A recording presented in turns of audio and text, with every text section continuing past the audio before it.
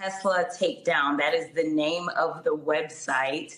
And it was all about this large protest that they're calling for. And this is a nonviolent protest that they're calling for. And in fact, when I was on there, which is why the Attorney General had to say that I wasn't calling for violence, and it's ridiculous that I even have to say something like that.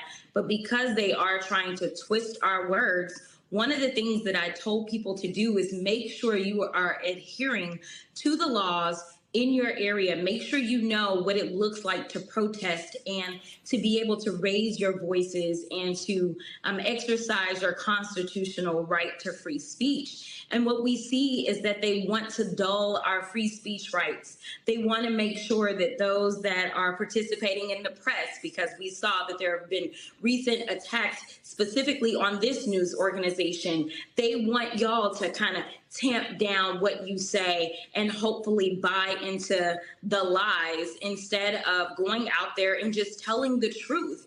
And so, yeah, I'm excited to see that Elon Musk, that his money as it relates to Tesla, well, Tesla's tanking right now.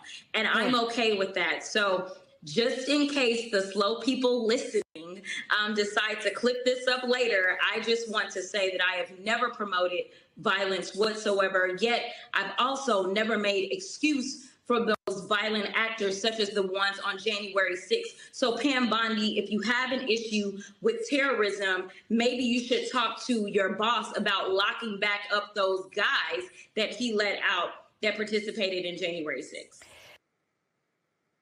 Congresswoman Crockett, who of course has a law degree, practiced law, business owner, had her own law firm, helping us understand the difference perhaps between a definitional statute and a charging statute. So Pam Bondi using words kind of loosely there, and Jasmine Crockett reminding us that there are indeed domestic terrorists in the United States who were charged and convicted, and many of them were pardoned by Pam Bondi's boss, Donald Trump. Dr. Dibinga, you sit there and look at this. You've written about this. You teach about this, how race operates. What do you make of Bondi's statements, and why do you think she made them and aimed them specifically at, as she said, this Congresswoman, Jasmine Crockett? And what do you hear when you hear the way that Bondi lined out there? Oh, she's putting a target on her back, and she's also trying to issue a warning to other Black people in general, because she knows full well that Representative Crockett is beloved in our community, and that even before the bleach blonde comment that went viral, she was always somebody who was represented and well respected in our community and just adored on so many levels. And so this is a kind of an opportunity, a way for them to kind of start at somebody at the top, because you've never really heard Pam Bondi mention any other Congress people or senators by name. Of course, Trump does it, shifty shift, all of that other type of stuff.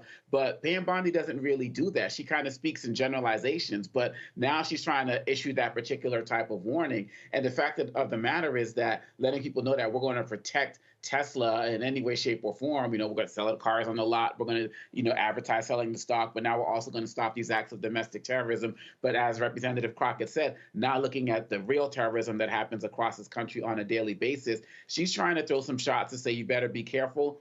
But Representative Crockett, as someone who's, as we know, has never called for violence and who's somebody who's always careful with her words, but we know for them it doesn't matter. It's about symbolism. It's about trying to keep Black people in place. It's about trying to keep us silent. And so they're starting at the top with somebody who's the most vocal. And this kind of happened with Auntie Maxine. Remember when she was talking about, if you see these guys in the restaurant, confront them. And they're like, oh, remember, Representative Waters is calling for violence. And she was like, no, confront them in terms of having a conversation. Tell them you don't like their policies and that you voted for them, all of that. But they are master manipulators, but they are also the masters of projection, because every projection is a confession, because they are the one inflicting terrorism on people in America right now.